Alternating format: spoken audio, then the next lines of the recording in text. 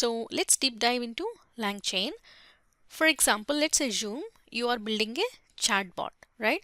And what if the solution doesn't work in real time, right? Meaning it may not throw any error, but the model may hallucinate. That is, it may predict wrong answers, right? That is, if the model, that is LLM, doesn't know the answer, instead of saying I don't know, it may predict some wrong answer, which is nothing but hallucination, right? Now the objective is, how do we reduce this model hallucination, right? So first of all, why is the model hallucinating? As we know, LLMs have been trained on publicly available data. That is, they have collected petabytes of data and trained these LLM models on publicly available data. And this LLM may not be able to answer your domain specific data, right? So that is the challenge we will have in real time. So that's why we need to give your domain specific data to the model. For example, let's say we have a new hire on our team and the chatbot needs to provide domain specific company data for any question, right? For example, let's say question on organization 10K report, or another question on what is the HR email address, or any other question that is related to your domain specific related, right? This chatbot needs to answer to the new hire, right? Will this chatbot be able to answer your domain specific question? No, because this chatbot has been trained on publicly available data and the model doesn't know your domain specific data, right? So how can we solve this problem? The first easiest way is feed your domain specific data to your model and retrain the model, right? So now the model will have your domain specific data. This feeding of your domain specific data and retraining the model, this is called fine tuning. Okay, for example, let's say you are working on an OCR project, optical character recognition project, right? That is, given an image, extract text from that image, right? And let's assume your organization has some company specific images and the model may not be able to understand, right? So you may require to retrain the model, and this is called fine tuning. That is, you need to feed your domain specific data, that is the OCR, that is company specific images, that is the input data. You need to feed that domain specific data to the model so the model understands and it will be able to predict the accurate results. So what is the challenge here? In order to fine tune, you need to invest money, right? So it involves cost. And for example, assume you are using an open source LLM like Llama, right? So in order to just load Llama, you need around 60 to 90 GB memory, right? And then in order to retrain or fine tune, we may need more memory, right? So instead of feeding the LLM again with your domain specific data and retraining, which is nothing but fine tuning, instead of fine tuning, is there any other cheaper solution to make the model intelligent enough to understand our data and provide the accurate results? Is there any alternate solution? So let's say your company business data is scattered in different places. For example, let's say some data is in Microsoft Teams files or Microsoft Word documents or Google Cloud, etc., right? And the data is scattered across. And with this data, instead of fine tuning, can I build a solution to store this domain specific data somewhere so the model can access it? And this database is called vector database, right? So the alternate solution is to store your domain specific data in a vector database so that the LLM can access this vector database and be able to predict the results. So whenever the user asks any question to the chatbot, right, the LLM first try to answer with generic intelligence that it has, but if it cannot find the answer, then it will go to the vector database that we built with our domain specific data, right? So vector database is alternate solution instead of fine tuning or retraining the model with our domain specific data, right? So all we are doing here is we are trying to save our organization domain specific data in a database which is called vector database and providing access to LLM to this database. So the LLM can access this vector database and provide the accurate results. Let's say you want an email address of a specific employee. For example, email address of an HR. If it's not available in the training set, that is publicly available data, it will look in the database that we built, and this is called RAG, retrieval augmented generation, and majority of the generative AI applications are built using RAG, retrieval augmented generation. Simply, if you want to remember RAG as a simple database, right? This is a vector database. So what we are trying to do here, we are empowering LLM with database search as well.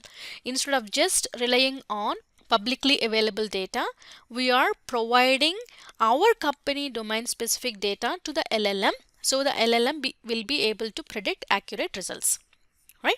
Now what else we can give to LLM to make it more powerful, right? So it only knows public data, and then now we made LLM to be able to access our domain specific data, which is nothing but we stored all the data in a database called vector database, and this concept is called RAG, retrieval augmented generation, right?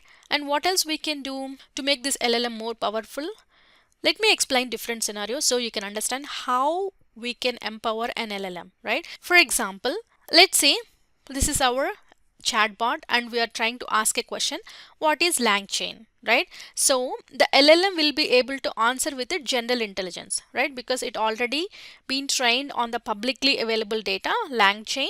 So it will be able to answer what is LangChain. And then you asked another question, what is the email address of HR, or any domain specific question, right? So the LLM will first search in the training data, then it goes to the database, that is a vector database, and it will try to retrieve it and then try to answer it, which is nothing but RAG, right? And then you asked another question about stock price of a specific organization today. For example, let's say you wanted to know the stock price of Nvidia, right? And first LLM will search for the training data, which is past data, right? The training data is past data. There will be a cutoff when they last trained this model, right? So it cannot find it because we are asking the stock price of Nvidia today, whereas this LLM has been trained in the past, right? So it will not be able to answer with the public data. So it will try to search in the vector database, that is RAG, right? Then it will not be able to find it because it is specific to Nvidia stock price, right? So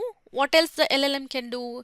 The LLM has to search somewhere outside, right? So we need to power LLM with third party tool access. So the LLM can go to different sources like a human. Either it can go to Google or DuckDuckGo or WhatsApp, etc., right? It can go to these different places and be able to search what is the stock price of Nvidia, and then it will be able to predict the accurate result, right? So either RAG or providing access to tools, all these are cheaper than this fine tuning, right? Fine tuning or retraining the model, right? So just a vector database search or Google search, that is tool access, is cheaper than this fine tuning or retraining the model, right? Now let me ask another question. Question number 4 is, let's say you are asking the question as, can you open a file that is on my computer and download the onboarding document for me,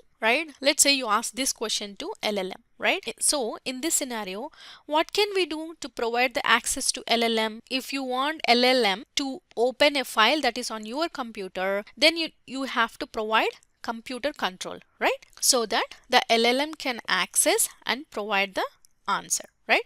So the next option is computer control. So LLM can do just like how a human can do, right?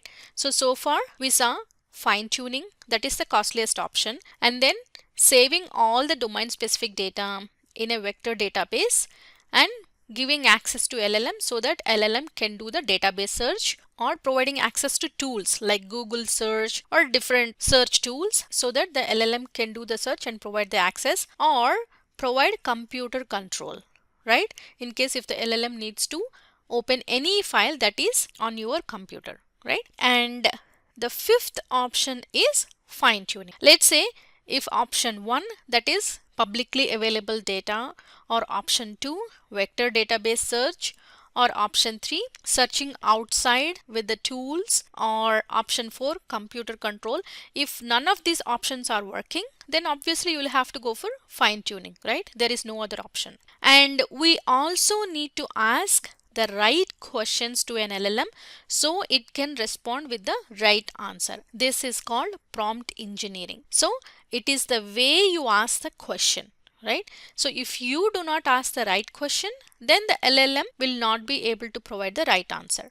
So this is nothing but prompt engineering. So the first option is we'll have to choose the best model, that is choosing the best LLM model so that the LLM will be able to answer.